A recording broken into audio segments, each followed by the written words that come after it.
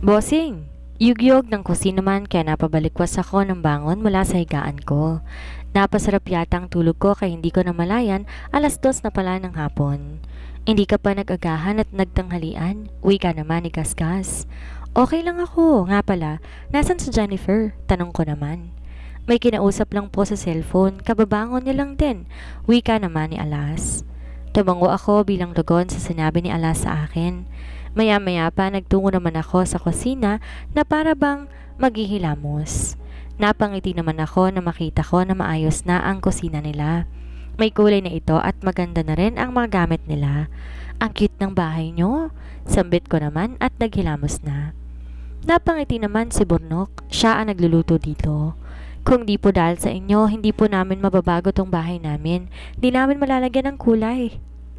Wika naman niya sa akin. It's okay. It's my pleasure to help you all. Wika ako naman kay Burnok. Ngumiti naman siya ng malapad. Nga pala, bossing, gagawa na po kami mamaya ng CR. Mukhang matatagalan kayo dito. Wika naman niya. Bigla akong napakagat sa labi ko dahil naalala ko na isang araw lang dapat kami dito.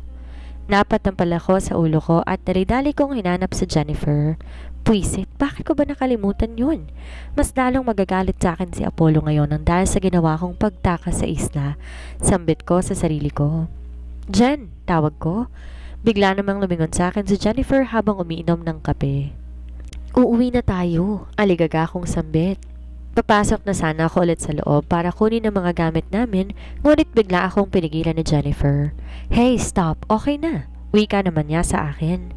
Paanong okay? Tanong ko naman kay Jennifer. Okay na, may extend tayo dito ng isang araw. Wika naman niya habang nakangiti ng malapad. Paano? Tanong ko naman. Agad naman niyang kinuha ang cellphone niya at pinakita sa akin ang conversation nila ni Sean. I feel free here. Hindi ko alam ganito para kasarap ang maging malaya. Nakangiti na wika ni Jennifer. I feel at peace dahil sa mga kasama ko. Wika ko naman habang natatawa na parang maiiyak na din. Sobrang saya ko sa mga ginagawa ko ngayon. Hindi ko akalaing darating tong araw na to. Sambit ko naman habang nakangiti ng malapad. Niyakap naman ako agad na Jen. Ma'am, boss, kain na po muna kayo.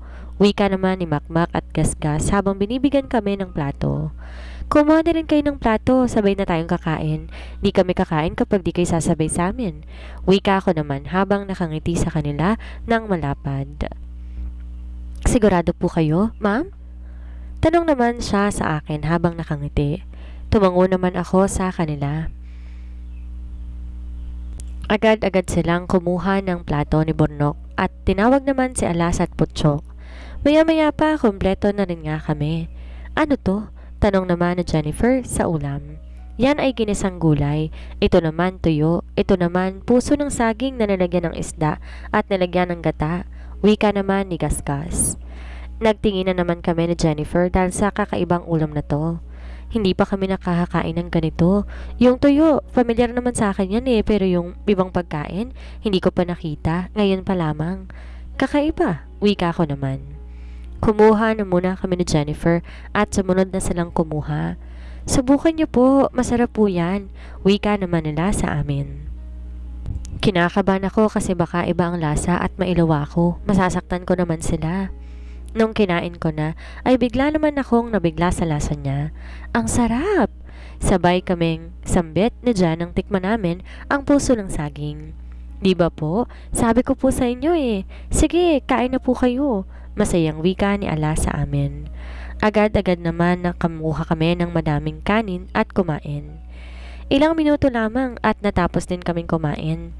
Namitas lang si Alas ng ilang pirasong mangga at ginawa namin yung panghimagas. Ang simple ng buhay nyo, wika ko naman habang nakangiti sa kanila. Masaya na po kami at kontento sa mga bagay na meron kami ngayon, wika naman ni Butchok. I wish we met you before para ma-realize namin na sobrang lucky namin sa buhay. Dapat maging happy and comfortable kami sa buhay namin, wika naman ni Jen. Okay lang po yan, Ma'am Jen. Marami pang panahon upang magbago. Hindi man unlimited ang buhay, pero ang pagbabago laging unlimited yan. Wika naman ni Makmak. Tumango naman si Jen habang nakangiti na nakatitig sa kanya. Nagtatawanan lamang kami dito habang nagkukwentuhan sila. Maya-maya pa nagyaya na sila na magtrabaho na. Kinuha muna namin ang ibang wallpaper at agad na kinabit ito. Si Jennifer nagsimula na ring magpintura at ang iba naman agad na gumawa ng CR nila. Na-carried away ako sa trabaho ko, di ko na malayan tapos na pala ako. Hays, makakapagpahinga na, masayang wika ko naman. Nagtungo naman ako kay Jennifer at natapos na rin siya. Boss, Miss Jennifer, tara dito, tawag sa amin ni Bornok.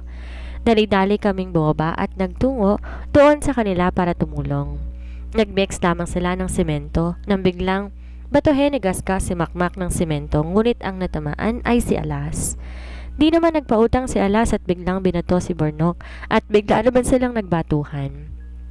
Nakisali na rin kami ni Jennifer.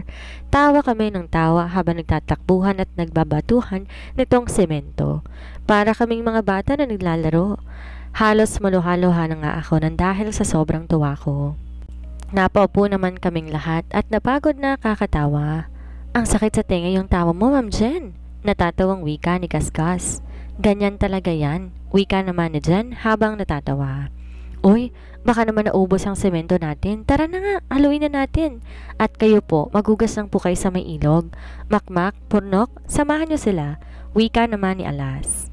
Nagtungo naman agad kami doon at nagugas ng katawan. Malinis ang ilog dito at may mga isda pa. Natukso kaming maligo ni Jen kaya napaligo naman kami agad, pati na rin si Makmak at Bornok. Masaya kaming nagtatampisaw sa ilog at bigla kaming tawagan ni Gasgas. Bossing, Ma'am Jen, may naghahanap na po sa inyo, sambit ni Gasgas. Bigla kaming nagtinginan ni Jennifer at parang alam na namin kung sino nga ito. Damn! Sambit ko na lamang at umahon na sa ilog.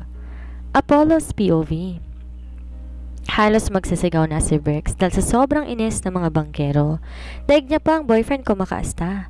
Damn! Inis niyang wika at hindi na mapakali. Hey, calm down. Ano ka ba naman? Wika naman ni Miko kay Brix. Tahimik lang ako at gumingiti ng bahagya dahil finally, naisipan na rin ng mga babaeng yon na umalis. My plan works. Anong giningiti-ngiti mo dyan? Inis na wika ni Liam sa akin. Nothing. I just realized something. Wika ko naman habang nakangiti pa rin. Wala ka naman atang ginagawang masama sa kanila, di ba? Tanong naman sa akin ni Liam. Kumunot ang noo ko nang dahil sa sinabi niya sa akin. What do you think of me? Ganon kababaw para may gawing masama sa mga babaeng yon? It's their choice na umalis. Pabayaan nyo na sila. Wika ko naman at umalis na agad sa dalampasigan. This is what I needed, ang mawala sila sa paningin ko. Pumunta naman agad ako sa kubo para magpahangin. Maya-maya pa nakarating agad ako doon. Nakita ko ang ilang mga bata na naglalaro. Hello po, sir. Sambit ng batang babae na si Ritz. Ngumiti naman ako sa kanya bilang tugon. Sir, nakita niyo po ba si Ate Astrid po at si Ate Jen? Tanong naman niya sa akin. Kumunot ang noo ko nang dahil sa tanong nila. Bakit nila kilala ang dalawang yon? No, why? Bakit niya sila kilala? Takang tanong ko naman sa kanila. Kasi po nakikipaglaro po sila sa amin at mabait po sila. Kailangan po namin silang makita dahil hinahanap po sila ni Bonbon. Wika naman ni Ritz sa akin. Madaldal talaga itong si Ritz. Apo ito ni Mang Selo. Wala na sila dito, umalis na sila. Wika ko naman habang walang emosyon. Ganon ba sila kaimportante sa mga tao? All I see is their behavior na hindi kaaya-aya. Sir, pag bumalik po sila, pakisabihan naman po kami. Baka kasi malungkot si Bonbon at tuloy na siyang di makapaglaro sa amin. Sambit naman ni Popoy sa akin. Okay, sige. Sambit ko na lamang at umupo. Sumunod naman ang mga bata at umupo sa harapan ko. Kumunot ang noo ko dahil gusto kong mag-isa tapos susunod naman ang mga ito.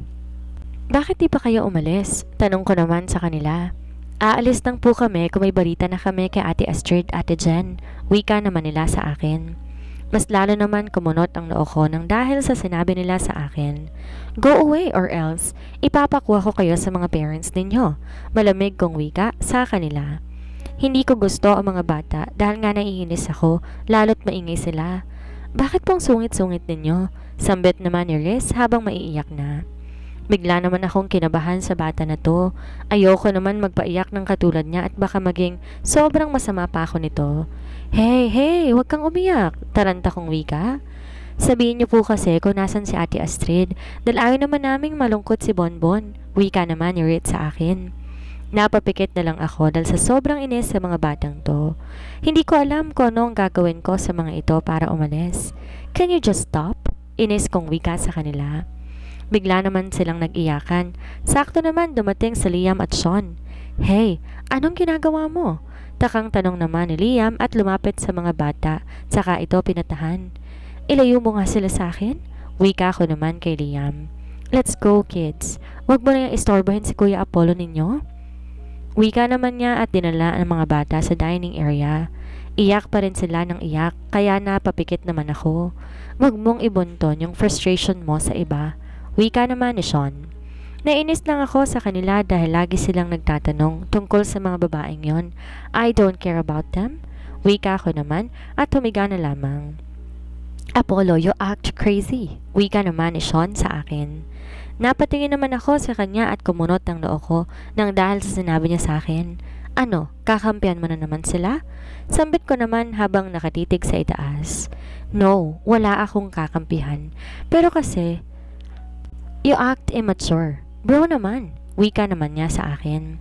Si Sean talaga ang tropa namin na ayaw-ayaw makita na miserable at immature ang kasama niya. Naiinis yan kapag nakikita niyang inuugali ng isang taong yon. Pet peeve niya ang mga attitude na yon. I just don't know anong nangyayari sa akin this past few days. Mag-a-unwind ako dito. Ang nangyayari sa akin, ganito. Wika ko naman habang inis na inis sa sarili ko. Dahil hindi man lang ako makapag-relax, puro stress lang ang nakukuha ko dito. Kasi naging ganyan ka, kung magiging open ka lang sana, aabot ba sa punto na gano'n na magiging sitwasyon nyo? Inis niyang wika sa akin. Bumuntong hininga naman ako dahil tama naman siya. Hindi kasi ako makaisip ng tama. Sila Astrid iniisip ko na kalaban sila. I have a problem sa mommy ko. Sumabay pa itong babae na naka one night stand ko. She drive me crazy every time I smell the strawberry. Man, ano bang problema mo so you can talk to us naman? Wika naman ni Liam sa akin. We are so worried about you. Hindi namin alam na paano ka after that night. Naging balisa ka? Wika naman niya sa akin. I don't know, Liam. Unang-una problema ko yung dalawa. I also smell the same smell. Hindi ko alam kung kay Astrid o kay Jennifer dahil kapareho lang ang amoy nila. Wika ko naman. Kaya nung nag-uusap kami ni Astrid, minabuti kong amoyin siya and she have the same smell sa babaeng ka-one night stand ko. Ganon din sa Jennifer kaya hindi ko alam kung sila ba yon. No bro, hindi sila yon. Maraming ganong perfume kaya wag mo silang pagalitan. Peace lang, wag kang mabaliw sa babaeng yon. Marami pa bro. Wika naman ni Liam. Bumuntong hininga naman ako. Hindi ko alam kung saan nanggaling ang galit ko sa kanila. Siguro dahil iniisip ko na sila ang babae na yon at iniisip ko din na isa silang threat sa company. Sobrang komplikado kaya hindi ko na alam. Naging manaitin na ako masyado. Calm down, Apollo. Isipin mo na hindi yan sila yung kalaban. Hindi sila yung threat sa atin at please may iba ka pang problema. Hindi lang yon. Wika naman ni Liam. Oo na, I get it. Wika ko naman saka bumangon at tumarap naman ako sa kanila. Bro, yung mga maids mo, they're so innocent. Huwag mo naman silang pag-initan. Wika naman na Sean. No, they're not. Dahil wala silang clear identity at isa pa, hindi ko alam kung saan lupalop sila nakuha ni Samantha. Wika ako naman. Okay, I get it. Nag-aalala ka sa corporation. Bro, they're just a little threat. Wika naman ni Sean. A little threat can be a big one, Sean. Tandaan mo yan. Kaya gagawin ko ang binabala ko para ma-expose lamang sila. Wika ko sa kanila at saka tumayo. Umalis na ako at nagtungo na sa villa. Astrid's POV. Umahon na kami sa tubig at agad-agad nagtungo sa kusina man naghahanap sa amin. OMG! Sambit naman na dyan nang makita niya ang mga boss. Manipes sa mga damit namin kaya kita ang hubog ng katawan namin. Grabe naman, ubod ng kaseksihan mga bossing namin. Sambit naman ni Butchok. Agad namin siyang binigyan nila Sean ng masamang tingin. Bigla naman niyang tirikom ang bibig niya. You two, get in the car. Sambit naman ni Apollo habang seryosong nakatingin sa amin. Ano bang ginagawa niyo dito? Wika ko naman sa kanila habang nakakunot ang noo. Biglang kumunot ang noo ni Apollo nang dahil sa sinabi ko sa kanya. You are my maid. I have a full responsibility for you at kung may mangyaring masama sa inyo, ako ang mananagot sa mga pamilya ninyo. Hindi niyo ba naisip ang mga yon? Seryosong saad niya sa akin. Di naman ako sumagot dahil may point siya. Pumunta muna kami sa taas ng puno at agad-agad nagtungo sa kwarto nila para magbihis. May dala naman kaming mga damit. Nagbihis muna kami ni Jen at nag-ayos. Maya-maya pa, bumaba na rin kaming dalawa. Kumunot naman ang noo ni Apollo na makita niya mga suot naming mamahalin kasi Chanel at matchy pa talaga. You own that? Takang tanong niya sa akin. Bigay lang. Hello, paano namin to ma-afford? Wika ko naman. Mumuntong hininga siya nang dahil sa sinabi ko sa kanya. At sinong nagbigay sa'yo niyan? Takang tanong ni Liam. Si Ate Sam, sabay naming wika ni Jennifer. Nagtingin na naman kami na parang sinasabi namin sa isa't isa, Good job, bitch! Ah, I see. I have further questions sa inyo mamaya. Wika naman ni Liam. Tumango lang kami ni Jennifer. Tumingin ako sa mga friends kong tahimik lang at masamang tiningnan ng mga boys na sumundo sa amin. Alas, umuwi na muna kami. Pagbalik ko dito sa Manila, tatawagan ko na lang kayo. Wika ko naman sa kanya. Bossing, ano nga ang name mo sa FB? Add kita? Nakangiting wika naman ni Makmak. Natawa naman ako. Astrid, yan lang. One word lang. Sambit ko naman habang nakangiti. Ikaw naman, ma'am. Wika ni Makmak kay Jen. Jennifer, sambit naman ni Jen. Oy, let's swimming again ha, pagbalik kami dito. Wika naman ni Jennifer sa kanila. Ngumiti sila bilang tugon sa sinabi ni Jen. Tama na yan. Wika naman ni Apollo at binuksan ang kotse. Sumakay na siya sa loob. Nagpaalam na muna kami sa kanila at pumasok na rin kami dito sa loob ng kotse. Nasa pangalawang seats kami ni Jennifer since 3 ang chair na nandun kaya tumabi na rin sa amin si Liam. Nasa passenger seat naman si Apollo at ang driver namin ay si Miko. Sa likurang bahagi naman ni Sean si Bricks. Pinaandar na ni Miko ang sasakyan niya at saka umalis na kami. Bumuntong hininga naman ako dahil tapos na ang maliligayang araw namin ni Jennifer. Tell me, kaano-ano kayo ni Samantha? Tanong naman ni Liam. Magkatabi lang kaming dalawa kaya hindi ako makatanggi na sumagot sa tanong niya sa akin. We are her former maid. Nakita kami sa isang probinsya kung saan nagkaroon ng donation. Nakita niya kami at kinuha bilang katulong niya. Diretsyong sagot ko. Tumango-tango naman si Liam. So ganon kayo ka-close para bigyan ng mga mamahaling gamit? Tanong naman ni Liam sa akin. Ngumiti naman ako sa kanya. She is the only daughter of Smith kaya wala siyang kalaro noon pa man. Nang dumating kami sa buhay niya, batang-bata pa lang siya at mas bata naman kaming dalawa ni Jan. Lumaki na kaming kasama siya kaya naman gano'n na lang ang trato niya sa amin. Wika ako naman. Napatingin naman si Apollo sa akin. And how come na hindi man lang ibinigay ang buong details sa amin, yung background ninyo? Biglang sambit ni Apollo. Si Jennifer naman ang biglang sumagot.